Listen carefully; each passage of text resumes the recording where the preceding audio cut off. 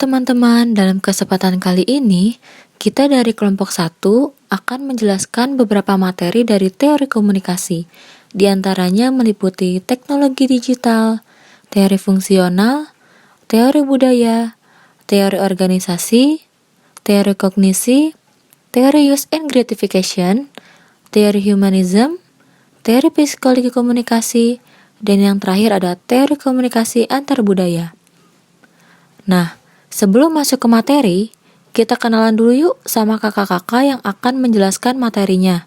Yang pertama, ada Amanda, Azahra, Devara, dan Zalza.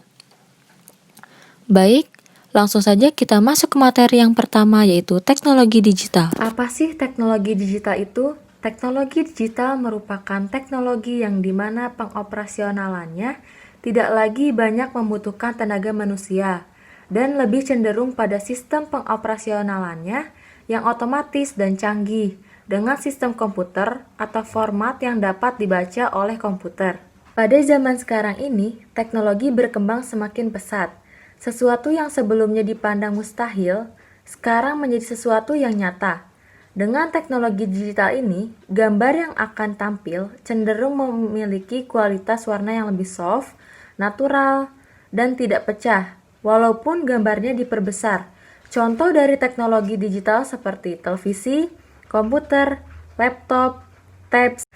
Kelebihan dari teknologi digital yang pertama, memudahkan akses informasi. Yang kedua, beragamnya sumber belajar. Yang ketiga, memudahkan proses kerja. Kekurangan teknologi digital yang pertama, mahalnya perangkat teknologi digital. Yang kedua, pelanggaran hak kekayaan intelektual. Yang ketiga, kesalahan digitalisasi menyebabkan informasi tidak tersampaikan dengan baik. Dan yang terakhir, membuat kebiasaan berpikir instan. Materi selanjutnya akan disampaikan oleh Amanda. Oke baik, selanjutnya kita akan membahas teori komunikasi fungsional. Jadi, menurut Littlejohn tahun 1999, komunikasi fungsional merupakan salah satu teori komunikasi yang masuk dalam kelompok teori umum atau general theories. Nah, ciri utama dari teori ini yaitu adanya kepercayaan pandangan tentang berfungsinya secara nyata suatu struktur yang ada di luar diri pengamat. Asumsi dasar yang dimiliki teori ini yaitu bahwa suatu struktur sosial atau setidaknya yang diprioritaskan menyumbang integrasi dan adaptasi terhadap sistem yang berlaku. Artinya, pemikiran struktural fungsional sangat dipengaruhi oleh pemikiran biologis yang menganggap masyarakat sebagai organisme biologis yang terdiri dari organ-organ yang saling ketergantungan. Ketergantungan tersebut merupakan hasil atau konsekuensi agar organisme tersebut dapat bertahan hidup. Sama halnya dengan pendekatan lain, struktural fungsional juga bertujuan untuk mencapai keteraturan sosial. Nah, kelebihan yang dimiliki teori ini salah satunya yaitu merupakan teori yang paling besar pengaruhnya dalam ilmu sosial di abad sekarang. Nah, selain itu juga teori ini fungsionalisme struktural dan fungsional tidak selalu harus dihubungkan. Meski biasanya dihubungkan, misalnya seperti saat kita mempelajari struktur masyarakat tanpa harus memperhatikan fungsinya dan akibatnya terhadap struktur lain. Nah, selain itu, kelemahan yang dimiliki teori ini yaitu biasanya penganut teori ini cenderung memaksakan pada tingkatan masyarakat di mana bersifat harmonis dan stabil sehingga dapat berjalan dengan baik. Nah, selain itu juga teori ini cenderung kaku atau terlihat kaku ketika melihat perubahan, terutama perubahan yang berasal dari luar. Nah, selanjutnya akan dijelaskan oleh Zahra. Apa sih teori budaya itu? Menurut A Dictionary of Cultural and Critical Theory tahun 2010, teori budaya disebut juga dengan kajian budaya yang merupakan salah satu tradisi penelitian yang meneliti konteks budaya sebagai hal yang penting untuk memahami media secara lebih akurat. Kelebihan teori budaya. Yang pertama, mengembangkan pemahaman mereka tentang dunia sekitar. Yang kedua, mempertanyakan akan peran media. Dan yang terakhir, menghargai kemampuan publik dalam mengkonsumsi konten media. Kekurangan teori budaya. Yang pertama, terbatasnya penjelasan tentang kekuasaan tingkat makroskopik. Yang kedua, kurangnya validasi ilmiah dalam artian lebih mengutamakan pengamatan subjektif. Dan yang terakhir, terlalu memfokuskan pada perbandingan antara efek pada individu dan masyarakat. Materi selanjutnya akan disampaikan oleh Amanda. Nah, selanjutnya kita akan membahas teori komunikasi organisasi. Jadi, komunikasi organisasi ini menurut Frank Jenkins merupakan bentuk-bentuk komunikasi yang diarahkan ke dalam dan keluar, artinya antara pihak organisasi dengan publik sebagai sasaran tujuan. Nah, dimensi dari komunikasi organisasi ini terdiri dari dua, yaitu yang pertama, komunikasi internal. Komunikasi internal sendiri merupakan proses penyampaian pesan di antara anggota-anggota organisasi untuk kepentingan organisasi. Misalnya seperti komunikasi antara pimpinan dengan bawahan, sama bawahan, dan lain sebagainya. Komunikasi internal ini juga bisa berwujud komunikasi antar pribadi, kelompok, primer, maupun sekunder. Nah, yang kedua yaitu komunikasi eksternal. Komunikasi eksternal merupakan komunikasi antara pimpinan dengan halayak di luar organisasi. Biasanya pada organisasi besar dilakukan oleh kepala hubungan masyarakat. Yang dilakukan pemimpin biasanya pada hal-hal yang dianggap penting saja. Nah, komunikasi eksternal ini juga memiliki dua jalur timbal balik, yaitu yang pertama, komunikasi dari organisasi kepada halayak, biasanya melalui brosur, koran, majalah, poster, ataupun konferensi pers. Yang kedua yaitu komunikasi dari halayak kepada organisasi. Nah, ini merupakan umpan balik dari efek kegiatan dan komunikasi yang dilakukan oleh organisasi. Adapun kelebihan dari teori ini yaitu yang pertama, membangun hubungan yang kuat. Hubungan yang kuat akan menciptakan komunikasi yang solid antara produk, budaya, nilai-nilai, ataupun layanan. Yang kedua yaitu melahirkan gagasan komunikasi. Nah, saluran komunikasi yang terbuka akan menciptakan ide dan inovasi di sejumlah bidang. Karyawan yang mengetahui apa saja yang penting dapat fokus melakukan perbaikan dan melihat peluang inovasi yang dapat membantu berkembangnya perusahaan. Yang ketiga yaitu dapat mewujudkan kerjasama tim yang kuat. Komunikasi yang baik tentunya dapat melahirkan kerjasama tim yang kuat. Nah, sedangkan kelemahan yang dimiliki teori ini yaitu yang pertama, memiliki hambatan teknis. Hambatan teknis di sini maksudnya adalah medianya. Medianya apakah memiliki gangguan atau tidak. Yang kedua yaitu memiliki hambatan semantik. Hambatan semantik di sini maksudnya adalah kata-kata yang digunakan dalam komunikasi.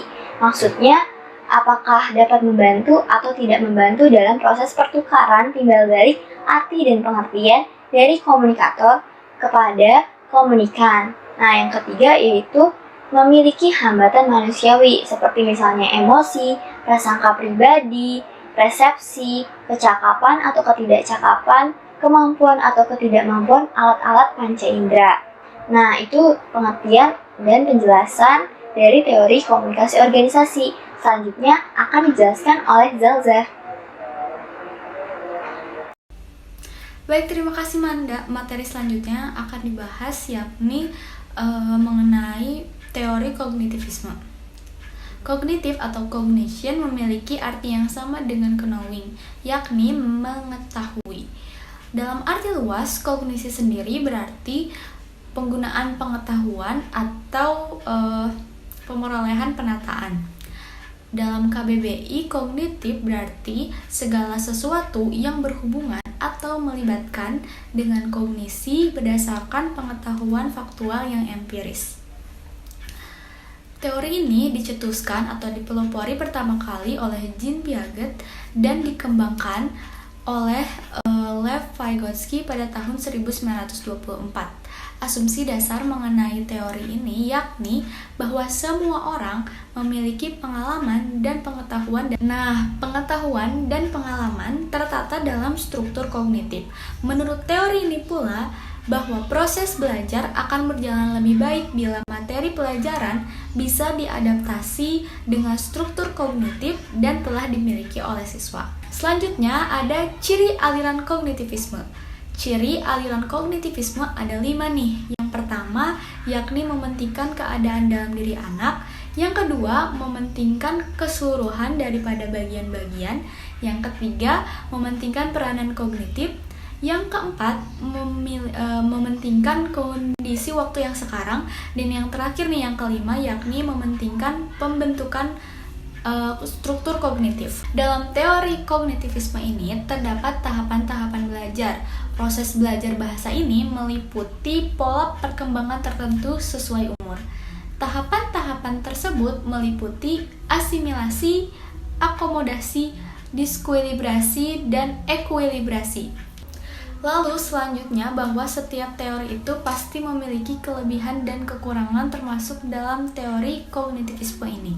Kelebihan dalam teori kognitivisme khususnya dalam pembelajaran yakni membuat siswa lebih aktif dan mandiri dan membantu siswa dalam memahami bahan ajar supaya lebih mudah dipahami.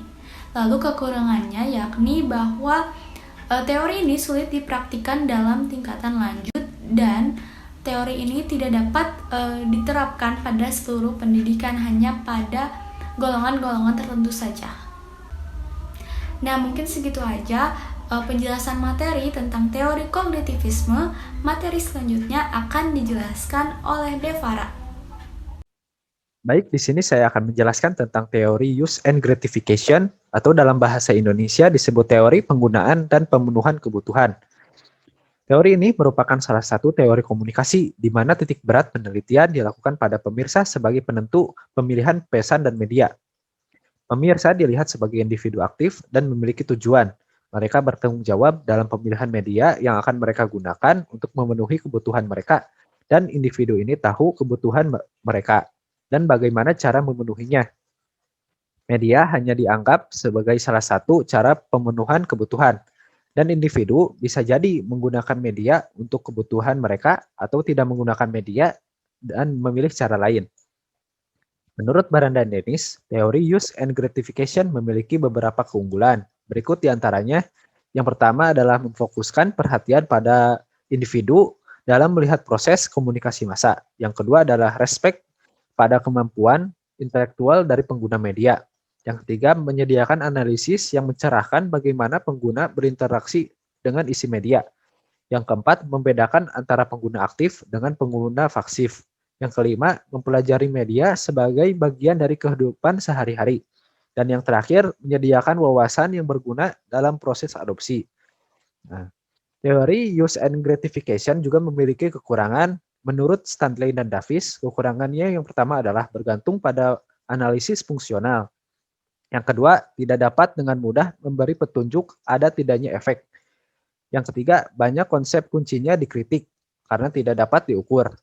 Dan yang terakhir, terlalu berorientasi pada level mikro. Nah, sekian pembahasan tentang teori use and gratification. Selanjutnya akan dilanjutkan oleh teman saya, Jalja, tentang teori humanis. Nah, materi selanjutnya yang akan dibahas yakni mengenai teori humanisme. Sebelumnya, kalian tahu gak sih apa humanisme itu? Humanisme dalam KBBI adalah aliran yang bertujuan untuk menghidupkan rasa perikemanusiaan dan mencita-citakan pergaulan hidup yang sebaik-baiknya. Teori humanisme ini pertama kali dikembangkan oleh McNeill pada tahun 1977 dan berilhami berdasarkan psikologi humanisme. Teori humanisme menganggap bahwa setiap siswa sebagai objek pembelajaran memiliki alasan atau cara yang berbeda dalam mempelajari sesuatu. Teori ini bertujuan agar membantu siswa untuk dapat berkembang di tengah masyarakat. Teori humanisme memiliki dua asumsi dasar. Yang pertama, yakni manusia akan selalu berkembang untuk maju, dan yang kedua, manusia akan terlebih dahulu memenuhi kebutuhannya yang pokok. Kelebihan dan kekurangan dari teori humanisme. Kelebihan yang dimiliki oleh teori humanisme yang pertama adalah memunculkan suasana yang lebih dihargai. Yang kedua, memunculkan partisipasi aktif dari siswa. Sedangkan kekurangan yang dimiliki oleh teori humanisme yang pertama adalah pengujiannya tidak mudah. Yang kedua, konsepnya ini masih banyak yang masih buram dan belum jelas. Dan yang terakhir, bahwa pemikirannya ini tidak terpusat. Baik, sekarang saya akan menjelaskan tentang teori psikologi komunikasi. Psikologi berasal dari perkataan Yunani, yaitu psyche, yang artinya jiwa, dan logos yang artinya ilmu pengetahuan. Sedangkan komunikasi adalah suatu proses memberikan sinyal menurut aturan tertentu, sehingga dengan cara ini suatu sistem dapat didirikan, dipelihara, dan diubah. Mencermati definisi di atas, yang telah dapat disimpulkan bahwa psikologi komunikasi adalah peristiwa psikologis dalam diri masing-masing peserta komunikasi. Pada diri komunikan, psikologi menganalisa karakteristik manusia komunikan serta faktor-faktor internal maupun eksternal yang mempengaruhi perilaku komunikasinya. Pada diri komunikator, psikologi melacak sifat-sifatnya dan bertanya, apa yang menyebabkan satu sumber komunikasi berhasil dalam mempengaruhi orang lain, sementara sumber komunikasi yang lain tidak. Pengertian di atas menunjukkan makna komunikasi sebagaimana yang digunakan dalam dunia psikologi. Bila diperhatikan, dalam dunia psikologi, komunikasi mempunyai makna yang luas, meliputi segala penyampaian energi, gelombang suara, tanda di antara tempat, sistem, atau organisme.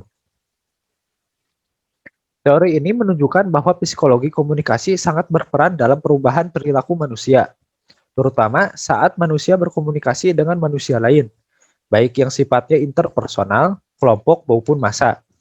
Ketika seseorang memahami dan mengerti psikologi komunikasi, saat komunikasi berlangsung antara komunikator dan komunikan, orang mampu melihat dan menganalisis gerak dan tingkah kedua komponen tersebut, yang berbicara maupun yang mendengar.